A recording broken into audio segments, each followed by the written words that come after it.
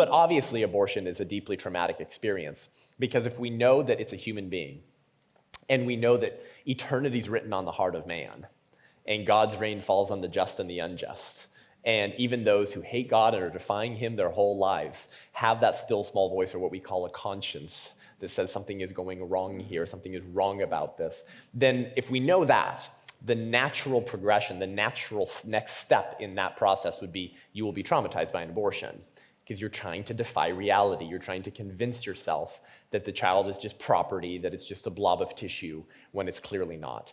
And most women actually, I think, know this at a self-evident level. And I know this because I work alongside many women in the pro-life movement. By the way, many women in the pro-life movement are post-abortive because they regret what they've done, they've been healed, and now they want to help where they used to hurt and hold a big warning sign out there saying, don't do what I did. But we've seen, according to 40 Days for Life, that, and I mentioned this morning, that when abortion workers leave the industry because of the faithfulness of Christians praying outside of abortion clinics, those former abortion workers will tell 40 Days for Life, and I mean, they've been doing this for years, right, is that, hey, you Christians, when you were out there praying all the time, I want to tell you now that I'm pro-life, that we would see upwards of a 75% no-show for abortion appointments on the days that Christians were out there praying. Amen.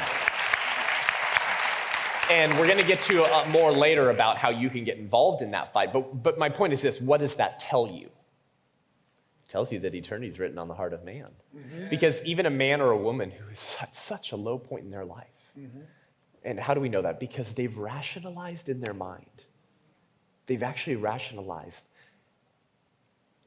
paying a hitman to kill their child, mm-hmm. and saying that it's just reproductive health care. Mm-hmm. But they have a still small voice that tells them, I don't want to be seen by others walking into that clinic. Why else would the presence of Christians result in massive decreases in the appointments for abortions? Because they don't want to be seen by others walking in. Why do they not want to be seen by others walking in? Because of a still small voice. Because they have a sense of shame associated with what they're doing.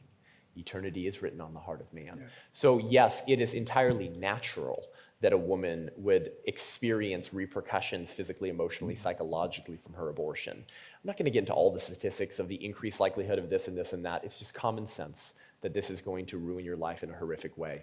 And if we don't get the right to life right, we're not going to get any other rights right.